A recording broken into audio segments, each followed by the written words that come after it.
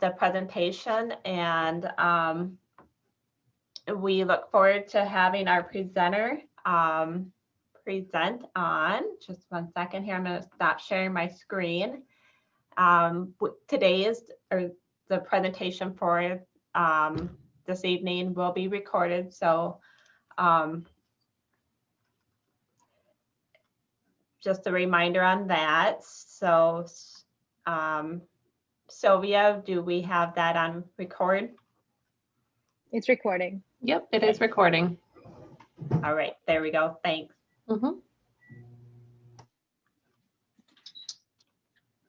Right. Once again, good evening, everyone, and welcome to the training on Assembly Required, Piecing Together Words. My name is Kim Ludwig, and I will be your moderator for this presentation. This training is being held in recognition of National Disability Employment Awareness Month, in which is celebrated every year throughout the month of October, recognizing the contributions of workers with disabilities and providing education about the benefits of their skills and talents they bring to workplaces. Ensuring that America's workplaces continue to include and accommodate people with disabilities will be an important part of our economic rebound. And now more than ever, flexibility is important for both workers and employers, in which resonates with this year's theme, increasing access and opportunity. In observation of this, Governor Noem has proclaimed the month of October as Disability Employment Awareness Month in South Dakota. Now, I'd like to recognize and express appreciation to the Planning Committee from the Sisseton area that was instrumental in making this training possible. Members of the Planning Committee consist of the Grant Roberts Area Disability Support Group, the Sisseton School District, Tiaspa-Zena Tribal School, Vocational Rehabilitation, and the Sisseton Area Chamber of Commerce. It is my pleasure to introduce our speaker, Haley Moss. She is a South Florida native who was diagnosed with autism at the age of 3 and made international headlines for being known as the first documented openly autistic attorney admitted to the Florida bar. She received her Juris Doctor from the University of Miami School of Law in 2018 and graduated from the University of Florida in 2015 with bachelor's degrees in psychology and criminology. She is also an author, artist, and an autism advocate who writes and speaks publicly about her journey and gives hope for other autistic people and their family and friends. Before I hand it over to Haley, just have a few housekeeping items to cover. First, today's presentation has the availability of closed captioning, and see the chat box for the link to access it. I also want to acknowledge and give credit to Sylvia Bubolz, who is assisting with monitoring the chat box throughout the training tonight. So if you have any questions, comments, and/or need any technical assistance, please send the chat to Sylvia. There will also be an opportunity to complete an evaluation survey for this training, in which Sylvia will make the link available in the chat box following the presentation. Next, we would love to hear from you throughout the presentation. If you have a question for our presenter, please use the chat box. We'll be answering questions at the end of this presentation. If we don't get to your question during the webinar tonight, we will be sure to follow up afterwards. So without further ado, I'd like to welcome our presenter. Haley, over to you. Thank you so much, Kim. I appreciate the kind words, and I'm very grateful to be here with everybody tonight. And thank you for taking the time out of your day or evening or whenever you are watching this, if it's pre-recorded and you're watching a recording. And for those of you who are here tonight, thank you for your time. I know that being here on I believe it is a Thursday night now, and especially around dinner time, is always quite the adventure. And I know especially because there is dinner cooking not too far from me. I definitely understand that vibe. So thank you again for spending time with me. A quick housekeeping note on my end that I am glad that we have closed captioning, that we have a recording. If you want a PDF of the slides at some point, definitely let me know and I'll make sure that that's available to you. And if you need to take a break, if you have questions that you want to pop into the chat box in live time, if you have anything that you need to do, if you don't feel comfortable showing your face or you don't feel comfortable sending a question and you want to do it directly to me at another time, That's all totally fine. Again, I strive to be as accessible and inclusive as possible whenever I do give a presentation, and access is something that we create together. It is not that something that I can provide you or can gatekeep. It is something that we make as a team. So if there is any way that I can help make sure that your access needs are met during this presentation, then please let me know. And also just you do you, and thank you so much again for spending time with me. So without further ado, let's get the show on the road. So this entire presentation is called Assembly Required. It is a story. It is basically my way of getting to tell my story and talk a little bit about autism, neurodiversity, inspiration, give everyone a little bit of stuff to think about. So I always say this because my mom always used to say that there was kind of this like, there's no assembly like manual, and that you have to put things together when it does come to autism and disability, that no one really gives you like a guidebook on how to do it. And I always thought that was such a very interesting thought, especially as someone who grew up basically not having words. So I always like to kind of start this with that. I was one of those kids that was nonverbal. I was that kid, and a story about jigsaw puzzles. So here's where we're going today. And I like to frame things with opening statements because I'm an attorney. So I like to think about this a lot, like putting out a legal story at the same time. So bear with me and some of my really bad lawyer jokes, and you are more than welcome to make lawyer jokes while we are in this presentation if that makes you feel better too. So don't worry, we're a team here. Like that's the goal. So I was diagnosed with autism when I was 3 years old. I was a difficult kid, to say the least. I was one of those kids that famously got kicked out from airplanes. I was one of those kids who cried and screamed everywhere you went. But at the same time, I was the same kid who was doing 100-piece jigsaw puzzles and reading the Dr. Seuss videos off the TV, despite not being able to talk, and also just being completely socially unengaged. I was famously kicked out of preschool at this age. I was kindly asked to leave, depending on who you ask, but let's just say I'm a preschool dropout, so I could put that on my resume. Made it through law school, but definitely didn't quite survive preschool. So that's definitely a thing. I struggled a lot with making friends. I didn't really want to play with the other kids. I honestly, when I think about it at this point in my life, I still don't really want to play with the other kids. But I think it was that I really struggled to make those relationships early on too. So I also was always moving my hands. I was just crying and screaming constantly. So when I was about to be diagnosed, you have to understand, we think of autism now and we know somebody no matter where we go. We know somebody who has a disability, more than likely. We know someone who has an intellectual or developmental disability no matter where we go. I believe the new numbers are about 1 in 54 children are diagnosed with autism. In 1997, that was not necessarily the case. And the first time that my parents even heard the word autism, they didn't even know what it was. And of course, now I think back at the late 90s, not really remembering this. I think the most that was really out there that people knew in our popular culture was Rain Man. And as a kid who was not really speaking, Rain Man didn't seem very applicable. So my mom thought it was a hearing disorder at first and was completely devastated because my parents were told at the time that they would be lucky if I made one friend, if I got a driver's license, if I graduated from high school, and if I held a minimum wage job someday. So you have to understand that in the late 90s, autism looked very, very different in terms of what we know and how we spoke to families. So I always like to tell this story because I was one of those kids. How many of you probably have been in, say, a Walmart or a grocery store, and you're just there and there's a kid just having a tantrum, crying and screaming and just being very, what you would probably say, difficult the way that you kind of are wondering, why can't that parent control their kid? And I'm pretty sure that's a common experience because I go to Walmart now, I go to Target, I go to the grocery store, and I see these kids. And sometimes I jump straight to that judgment of, oh my God, that kid is an absolute nightmare, devil child, cannot control that kid. And I tell this because I was that kid.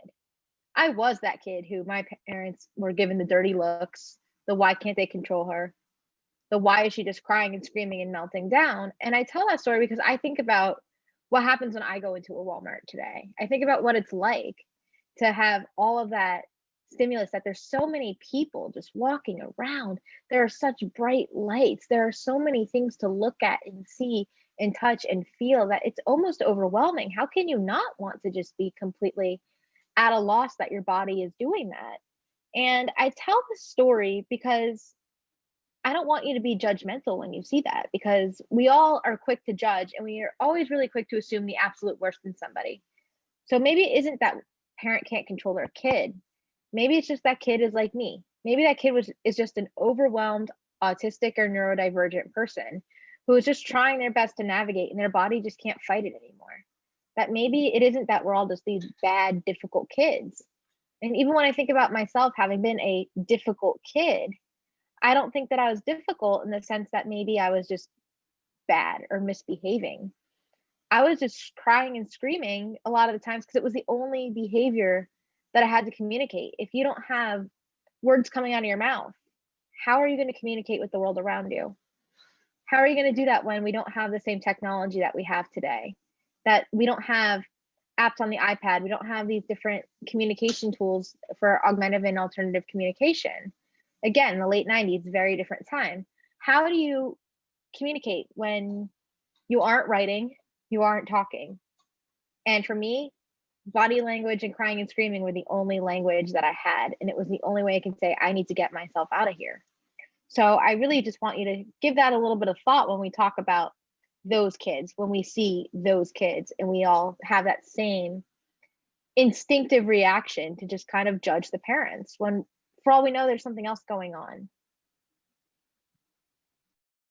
Of course, when you have a difficult kid, quote unquote, and you are having a kid with a disability around, you have to kind of put together a team, right? Like it's not just like an individual effort. Like one day you're going to wake up and everything is just going to somehow be better, whatever better necessarily means.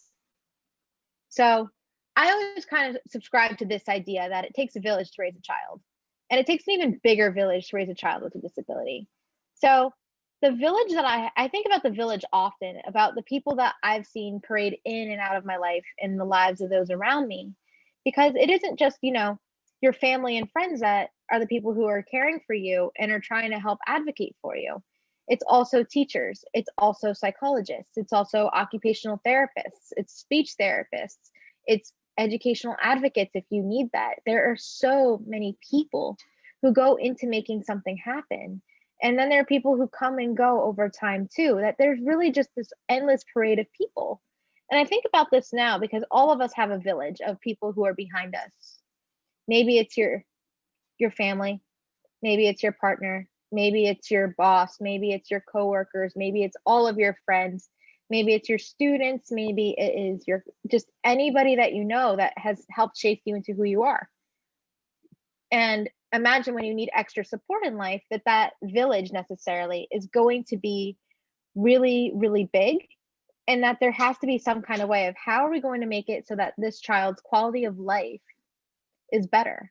How are we going to make it that this person is able to be independent, whatever independence means? I could be here on my soapbox all day giving you my theories on independence, because I think that we all end up depending on each other for certain things. And how do we make sure that this kid is able to get what they need and also have a dignified, meaningful, productive, whatever it may be, life? So that's why we get to work as a village.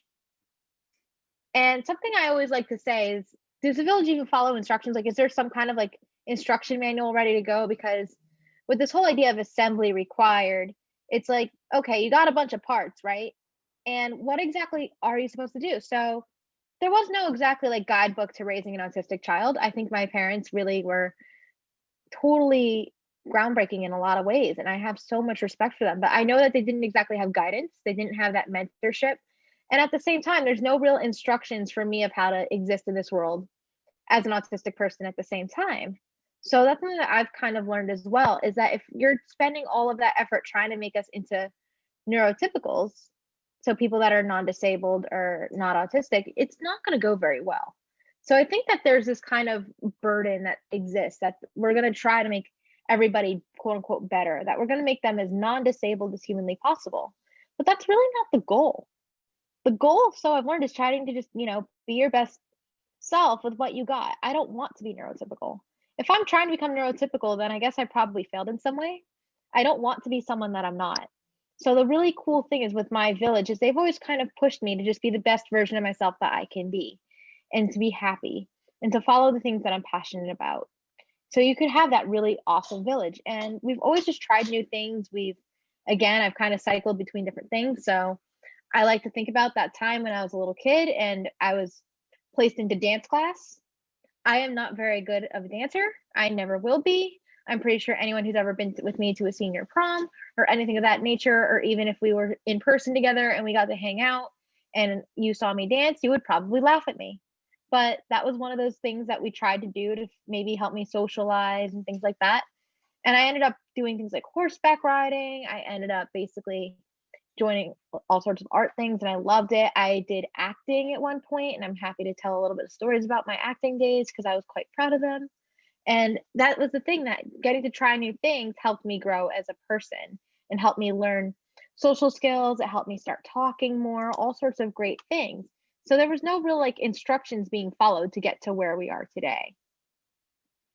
And I like to bring this up, as silly as it seems, is this really great tweet that I saw that says, "Some baby on this plane is singing the ABCs all out of order, and a guy just shouted, 'Yes, girl, remix.'"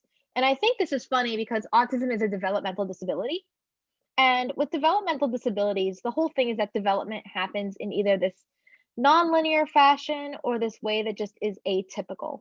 So I think about development in this ABCs type way, that you follow this order of things that are happening. Like first you crawl, then you walk, then you run, and you talk at this point, and you follow these steps one by one, A, B, C, D, E, F, G. And that never quite happened for me. So there are certain milestones that I still feel like I might never have quite hit.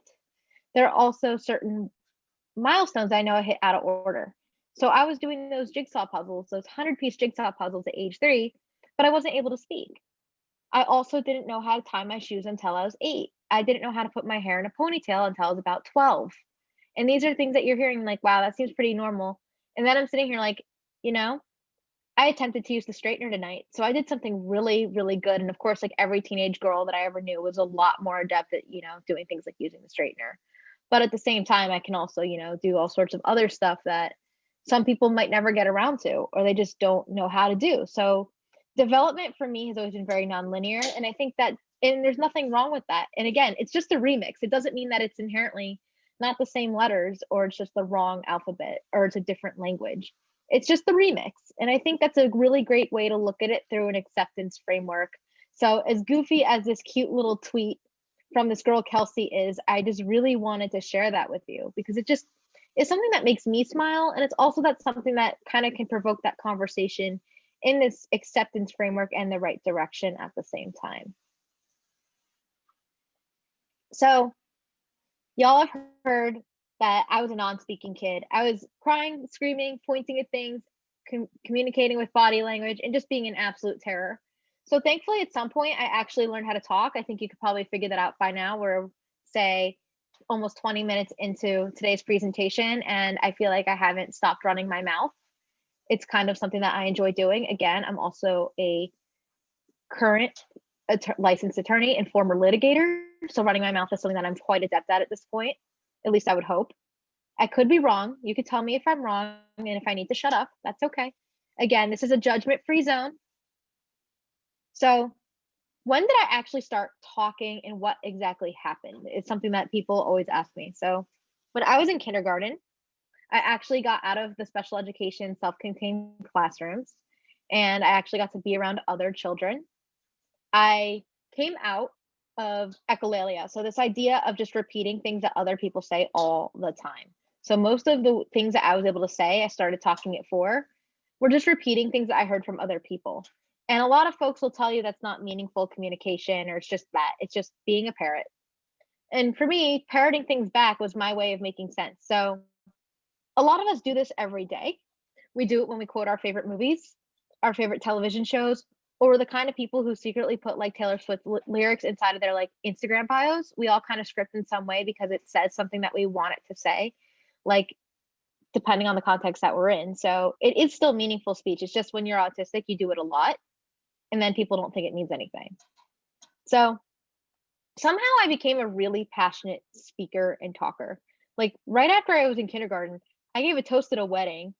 It was my uncle's wedding, and for some reason, like 5 or 6-year-old me was like, I'm gonna give that toast and to the bride and the groom, and someone actually let me do it. And I don't understand why, but apparently it was the most memorable part of that wedding. And I think about that as kind of like one of the most on-brand weird stories from my childhood. Like I mentioned, I also did acting. The picture on this slide was from when I had this wonderful singing solo in the 3rd grade as the toy soldier in a play about I was Mr. Lonely.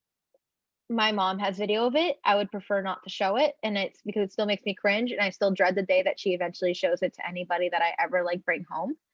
So that is a little bit about me. I did drama. It made me feel confident. It helped me speak. It made me just feel like I belonged with other children. And I'm one of those people that, like many other autistics, I have special interests. So I have things that I care a lot about, and I could tell you about them all day long.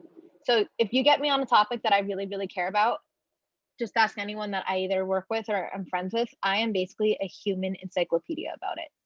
You want to talk disability policy because it's NDEAM? I got you. You want to talk the Americans with Disabilities Act? I could probably tell you more about it inside and out and sideways until you're sitting there going, girl, please stop.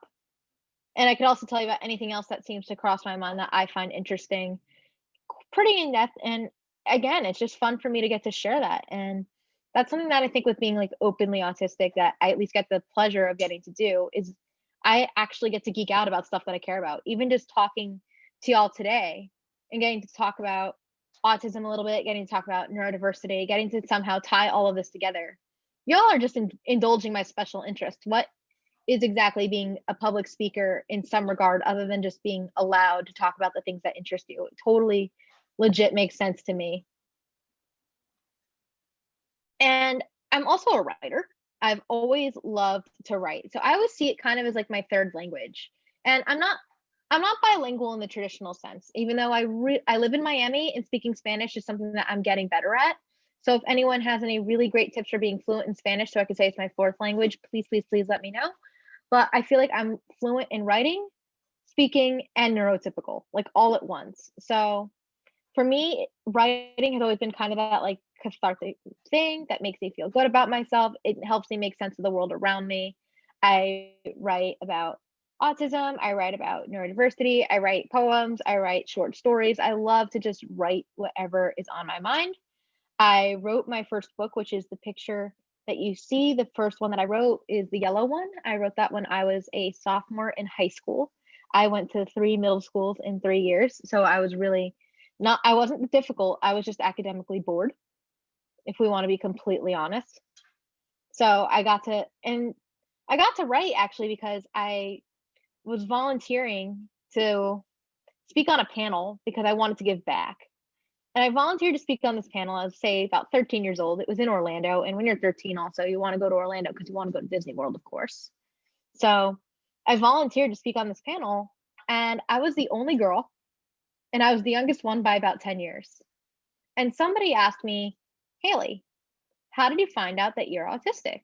And I told them this story about being sat down at 9 years old and being compared to Harry Potter, that you have these magical powers, that you see the world differently, but that's not a bad thing. And you're still able to be the hero of the story. And that kind of really resonated with me. I thought it was really cool. I bought into it because I was 9. And I'm sharing this story when I'm 13, and it really resonates with people. And I get asked if I would be interested in writing about, being a newly minted survivor of the 8th grade. And here we are a couple years later with a book. And then I got to write about college. So the reason that I actually enjoy getting to write these like more nonfiction-y things is because I've always been raised to give back. I didn't want to talk about autism when I was 13. I began writing and I cared about writing this book when I first started because I'm like, you know what?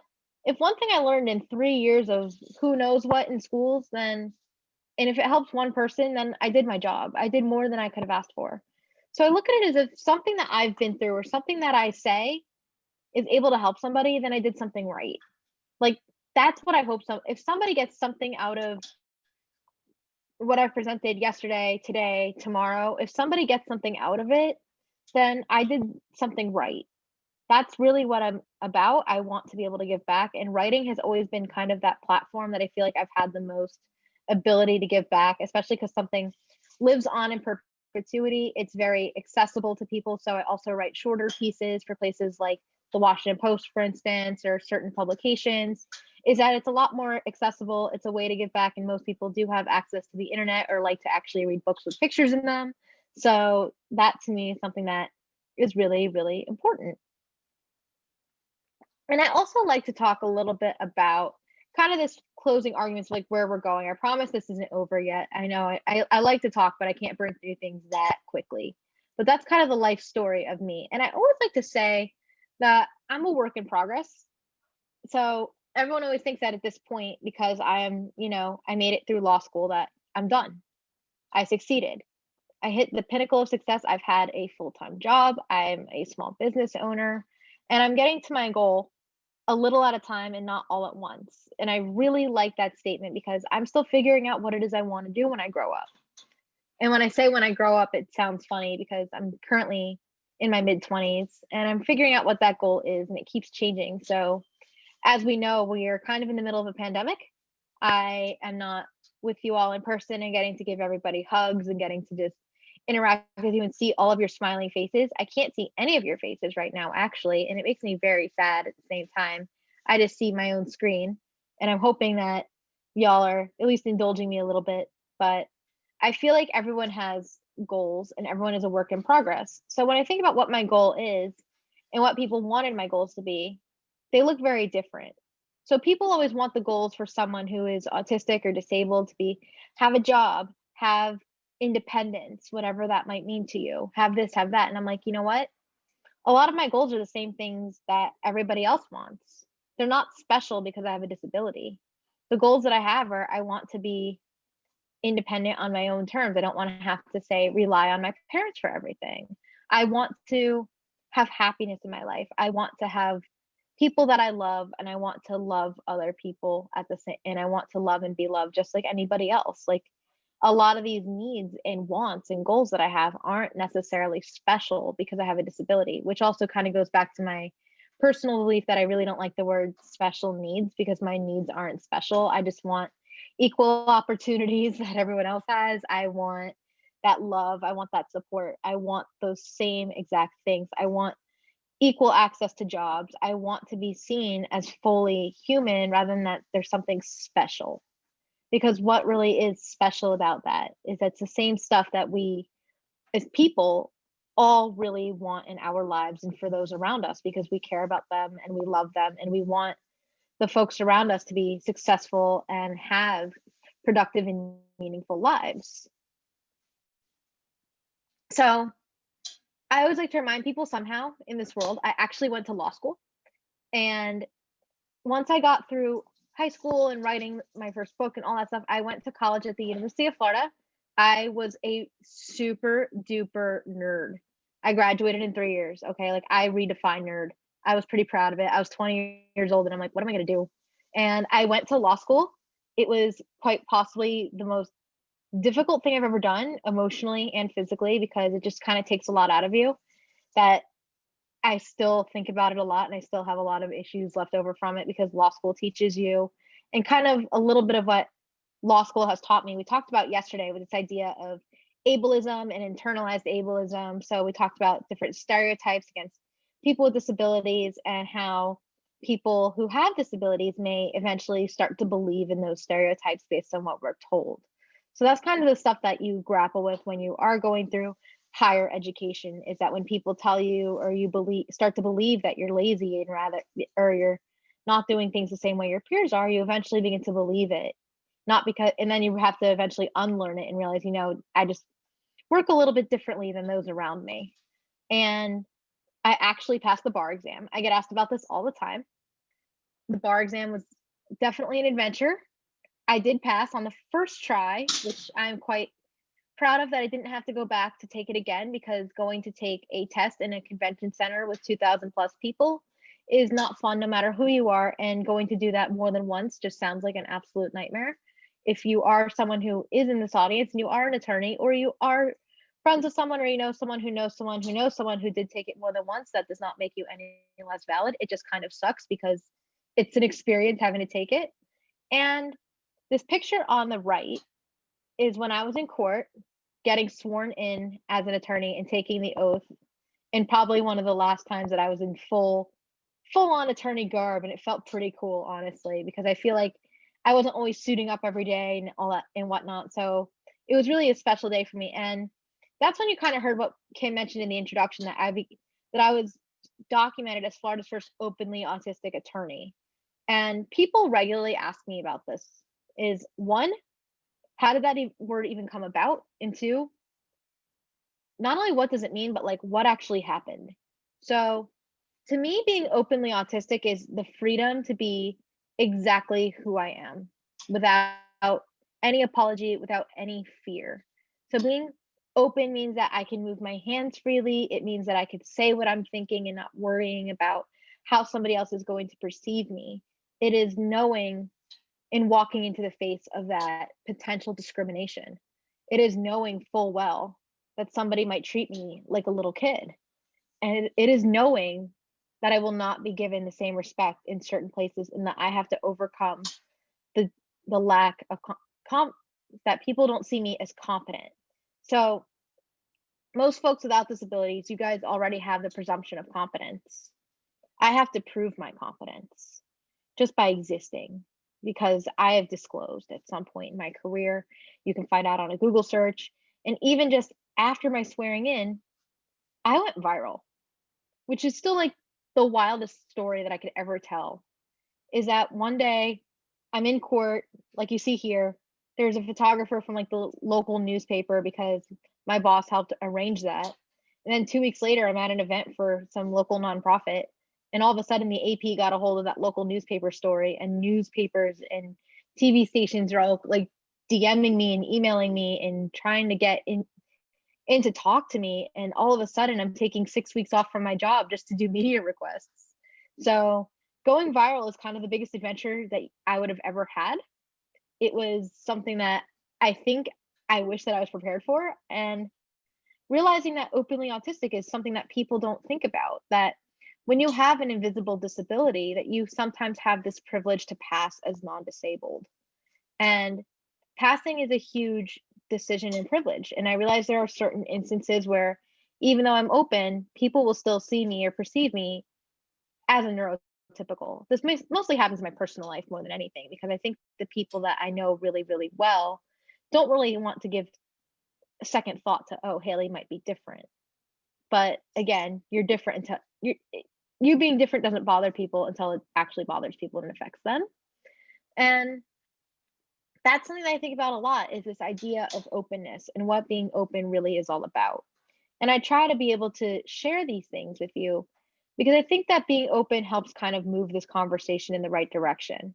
And that's kind of what I wanted to do when I got sworn in, is I'm like, how can we start a dialogue that is not just about this person with autism did this, now they are this, or this person started in this tragic backstory of once upon a time they were nonverbal and now they're a lawyer. So with that being kind of the summation of what people think that I may or may not be, I always like to tell people, what do you think that I am doing? Does the buck really stop there? And does it stop at just talking about disability? And the answer is no. So in my first job, I was very fortunate enough to have a job waiting for me after law school. I started right away. People always just assumed a lot of stereotypes about what I did. By the virtue of the fact that I am disabled and I talk about disability all the time, most people tend to think that I work in special education, that I am a really great attorney to fight for your child's IEP. If you want to guess what I did in my first job, spoiler alert, it was not defending students with disabilities against school boards and school districts in IEP hearings. What I did is I worked in managed care litigation, which is a nice way of saying that I represented hospitals against insurance companies. And the other practice area that I got to dabble in and spend a lot of time in later on in that first job of mine was in the international law group. particularly anti-terrorism. And people are like, what does that even mean? And to put it the nice way, or at least how I would describe it when I was at like a cocktail party, or how I would have told it to you guys if I met you in person and we were just having a casual conversation, that my job was defending victims of cartels and different criminal terrorist organizations, often in South America, that were victimized, and basically getting to sue drug cartels and criminal terrorist organizations for money for the things that they did to my clients. So kind of a stone's throw away from the IEP hearing and disability rights and discrimination against people like me. And shockingly enough, a couple months ago, well, right before New Year's, somehow we're almost at like, we are in October. Somehow we're like almost halfway through October. I don't know how that happened. I keep thinking somehow it's still March. It's like March 75th. But unfortunately for me, or fortunately, it is almost 2021. It is October. I left my job doing that managed care and international law stuff at the end of December last year to start my own business.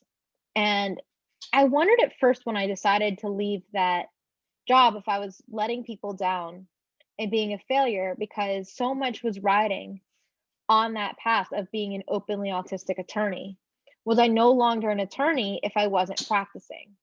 Was I somehow less? Did I fail because I had this steady job, that I had this employer who wasn't necessarily just a place that was just people with disabilities, that took their time to hire me and to support me for the last year or odd more that I was there? And I kind of had these doubts. But what I learned instead was by starting a small business. So a lot of what I do is I get to educate people. I get to do a lot more writing. I just finished writing another book actually that I sent in the manuscript last week so I could breathe again, which is pretty great. And I realized for me, it's so empowering and freeing, rather than just within those like traditional confines of having a job that we so often talk about as the end all be all for people with disabilities. For me, it was this really freeing thing, getting to answer to myself, to get to be able to make my own decisions, to be able to use the skills that I learned as a litigator to help empower other people. That there was something that felt so much more meaningful, but at the same time having to remind myself, you're not a failure because you're not practicing.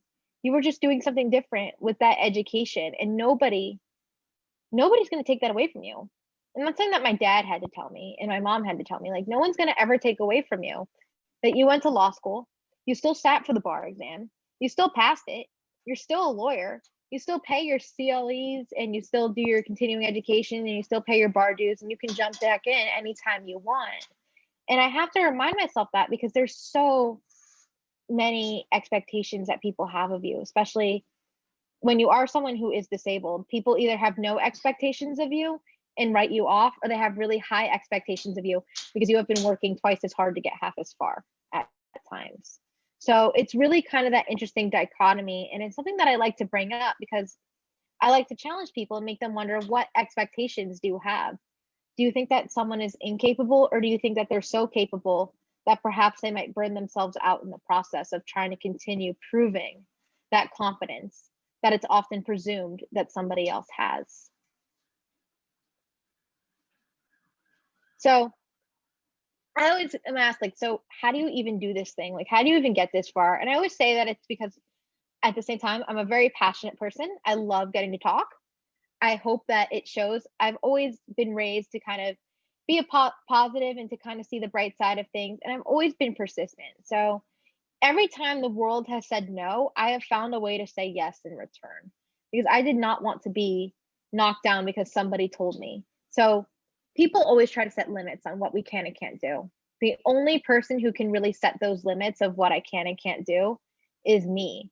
So I'm driven to be the best attorney I could be, the best advocate for others and autism and disability rights that I could be, and also just to be the best person I could be. So I always say, like, as great as it is that I did become an attorney, that I do get to be an educator, none of it matters if I'm not a good person, or I'm not trying to be the best person that I could be. Because at the end of the day, all of this stuff can change. In a perfect world, we wouldn't need attorneys to do the things that they do. In a perfect world, we wouldn't need disability advocates and people in disability services fighting to make things more accessible and more inclusive and more equitable for people who are marginalized. We wouldn't have to have these conversations. So at the end of the day, what would I be left with? I would be left with myself.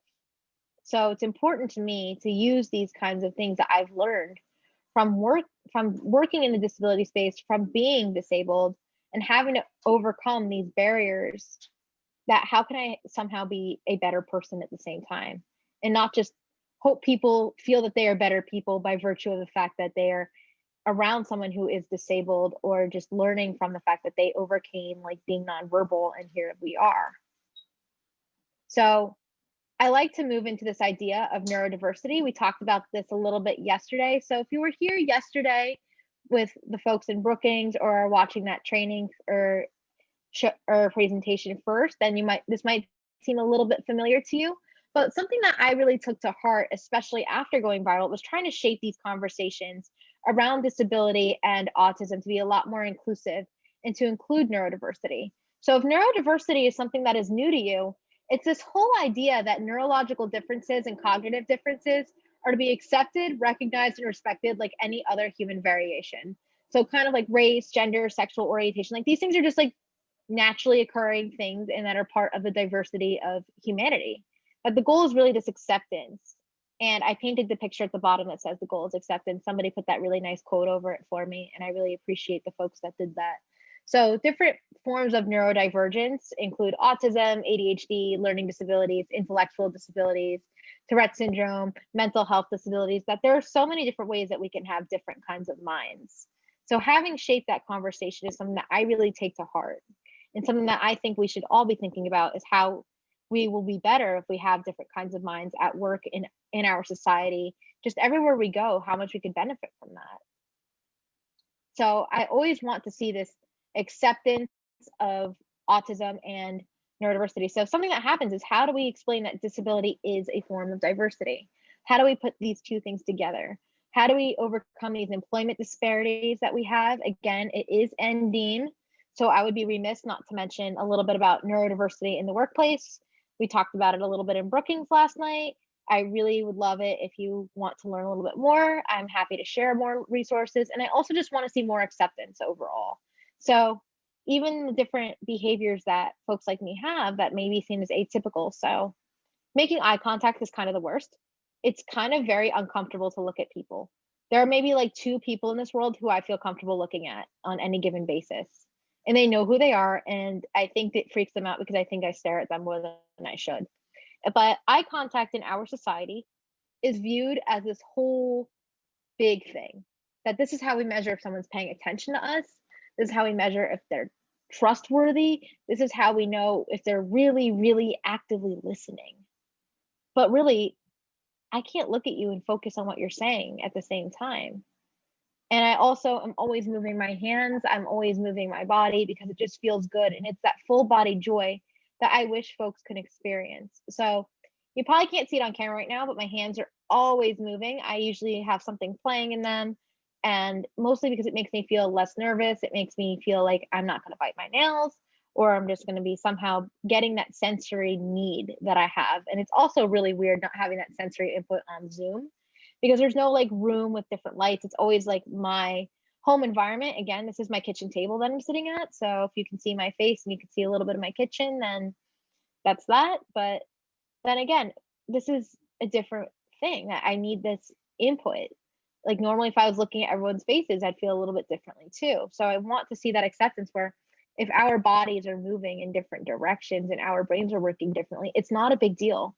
That when I tell you that I'm autistic, instead of saying, oh, I would never know, you're so inspiring, people just go, okay, so what? I always say, so what is the best thing you can say to me, because it just doesn't matter. You're not going to see me as better or worse or just even different. You're just going to still see me as Haley, because that's who I am. That this is a huge part of my identity, but it's not my entire identity. I'm still a person at the end of the day. And sometimes I feel like I have to remind folks of that. So I always like to talk about this idea of inspiration. So I'm sure that hearing about me being nonverbal at some point has probably left you with this idea of Wow, that's so inspiring that you go from this, you have such a supportive family, you've had some great help and support in your life and all these things. And I think my journey shouldn't be exceptional. The fact that it went viral was a very cool thing to happen to me, but it shouldn't be news. I live in Florida with over 100,000 other lawyers, and not all of them went viral for getting through law school. That we expect so little of people with disabilities. We expect so little of autistic people that it is exceptional when it looks like we do anything. And you think, what's the real barrier this person's overcoming? Is it the fact that they had trouble speaking and they suddenly were able to speak? Is it that someone had trouble walking and they were able to go up a flight of stairs for the first time?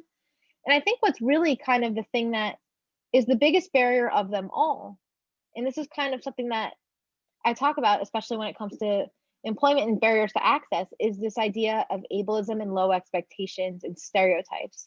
These are the things that are the biggest obstacles that people with disabilities are overcoming, more so than they're a diagnosis or a condition. Is that knowing that people don't expect things of you, or that they're going to write you off as less, or they're just going to see you as incompetent. Having to overcome those presumptions is a lot more exceptional than necessarily just fitting into this mold of neurotypical, like overcoming something.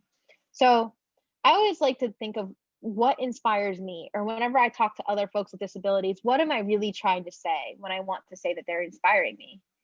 That half the time I'm thinking, I just admire that they were really resilient, that they're really creative, that they were able to do something that I couldn't do even if I tried. That I always think some of the most inspiring things are when people genuinely want to make change in their communities, that they want to get involved in their communities, and that we look at who is in this community. So, a lot of times in disability services, and those of you who work in VR, those of you who also work in the business community or who work with people with disabilities regularly, even just seeing how that community is changing. And I love the fact that it's becoming more diverse, that we're even in the autism community generally, that we're seeing more focus on including autistic people in those conversations. We're making sure that we are leaders in research, that we serve on nonprofit boards, that we are the leaders in these nonprofits, that we're driving these conversations and finally getting the seat at our own table. I shouldn't have to scream about it after somebody calls me inspiring to have a seat at the table. I'm not somehow more worthy than someone else because something good happened to me, or because I have a graduate degree. That doesn't mean that I deserve a seat at the table more than somebody else.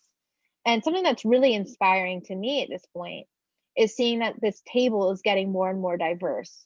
So we're making sure that we have not just autistic people in the autism community getting involved, but other disabled people, that we have people who are minorities in either sexual orientation and gender, and we have Black, Indigenous, people of color who are also disabled getting these seats at the table and rightfully taking control of the conversation that was always about us, but never actually included us. Because so many conversations surrounding autism and disability came from the other stakeholders. So I would serve on boards at some point or see local organizations, and the only people who would be sitting in positions of power were researchers and psychologists and teachers and parents and siblings and anybody but us, which you don't see in a lot of other medical conditions or disabilities, but you saw it especially in autism.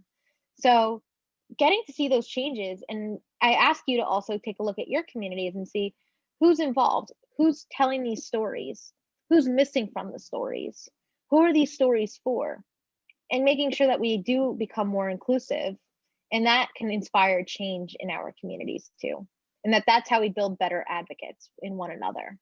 I also want to see where we're celebrating achievements as a norm rather than exception. Again, it's not exceptional that I did something. And also, there's so many people who are autistic and disabled who are doing really kick-ass things every single day. And they deserve all the recognition in the world. They deserve to be seen as capable and worthy, and that when we do things, that it's not that everybody should have a huge platform necessarily, or will have a huge platform, but it's not that we see it as some exception to this god awful thing. That we see it as, yeah, people with disabilities have a lot of talents and skills and are capable of so much, and that's awesome that we're nurturing this and making this happen.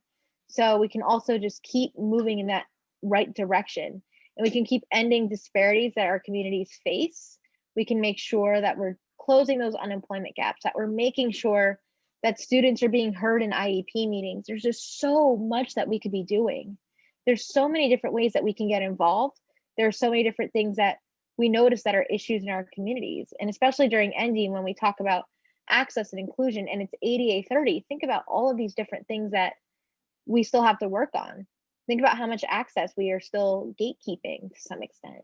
I always like to remind people with ADA 30 that that businesses and some folks will say, well, we're still learning how to exactly comply. And then I remind them the ADA is older than me. The ADA has existed is 4 years older than I am. I am old enough to have, seen a couple decades. I've seen two and a half decades at this point. I'm 26. I was old enough to go to professional school. I think you had enough time to learn how to comply with something after 30 years. I have friends who are 30-year-olds today are buying houses and getting promotions and getting married and sometimes having kids and just having full adult lives. 30 years is a long time. So we can end some of those disparities. And I also think it's important that, again, we listen to diverse voices. I know, especially with all that's going on in the world, and I don't want to be the person who somehow makes anything about politics because that's not what anyone's here for tonight, is that we have to listen to people who have different experiences than we do. We have to understand, especially at this juncture, that there's no one experience. I am not the end-all be-all authority on autism. I do not claim to speak for all autistic people. I do not claim to speak for somebody else's children. I can only claim to speak for myself. I am a bridge. I am not the microphone or the megaphone for the whole community. So I implore you to listen to people who have different experiences, people of different backgrounds, people who have different jobs, people who may be non-speaking and communicate differently than I do. And I think that we can learn so much if that's the inspiration that we walk away from, rather than once upon a time, this one person was nonverbal and now they're a lawyer, or, oh, this person with Down syndrome went to the high school prom. But look at what we can really do. Look how much we can really move past this idea of traditional inspiration as it's sold to us and that we're told to be inspiring because we have the bar set too low. So I really just want to kind of hammer that home, that idea of we can do so much together. And I'm really, really excited about the future, and especially right now with NDEAM. And I thank you all for indulging my thoughts and stories and taking the time to listen to me today. And thank you again. And I really am looking forward to learning from all of you, answering some of your questions if you have them. If there's anything you want to talk a little bit more about, I'm really, really excited to do that. So thank you again. All right. Thank you, Haley, for the great presentation. Very informative. Just before we kind of get into some questions, if there are some, I'll turn it over to Sylvia at that point. But just a couple reminders. There is the evaluation survey link available in the chat box to provide the feedback on the training for tonight. So with that, we will take it. We'll turn it over for some questions. And again, if you haven't had the chance to ask the question, just be sure to type it in the chat box or just feel free to unmute yourself and ask the question. So Sylvia, are there any questions at all? We don't have any questions yet. We don't have questions yet, but there was a comment about loving the concept of lowering the bar, as you indicated, that we don't set high enough expectations for most people in general. It's so true, though. It's hard that people just assume like the worst. Mm-hmm. And I have just gone, let me just get this information. Hi, this is Rachel. Can you hear me? Hi, Rachel. Hi. One of the things that really impressed me is that you said just being the best version of yourself, not being as close as normal as possible. Love the way that was, but how do you get society in general to accept that it's okay not to be normal because you're doing what's best for you and you're doing the best you can. What are some ways to present that idea to people in conversations so that the expectations of your life are reflected on what's quote unquote normal? That is such an interesting question. So I'm still trying to figure that out at times too, but I think a lot of it comes down to self-advocacy for people with disabilities, honestly, because I feel like it's something we don't teach enough of. And that's something that I've kind of noticed is we're really bad at teaching self-advocacy skills and trying to force people to be normal. And then I think what I like to do when people think about this idea of normal is I like to ask them what exactly is normal. And it's not something that anybody necessarily aspires to be, that it's really just a setting on the washing machine. Like nobody grows up saying, I want to be normal.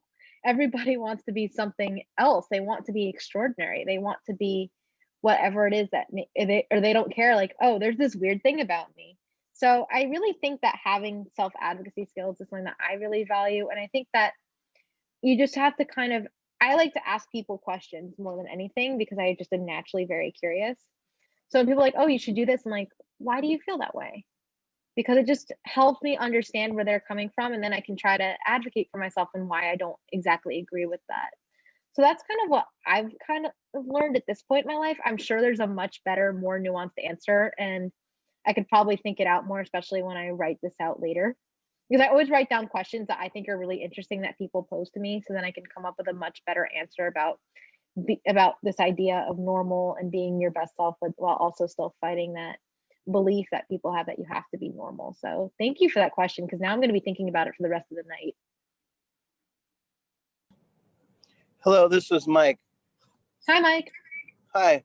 I wanted to ask, what, obviously you said you went through college really quickly and grad school was a little bit more difficult, but what accommodations did you use to overcome any barriers you had in college or graduate school? When I was in college, the biggest accommodation that I got is I lived in a single dorm room. Originally, what they did for me is because I wanted to have the most like normal quote unquote college experience possible, is I did want to live with a roommate, but I was also scared to end up with like somebody random or the wrong person.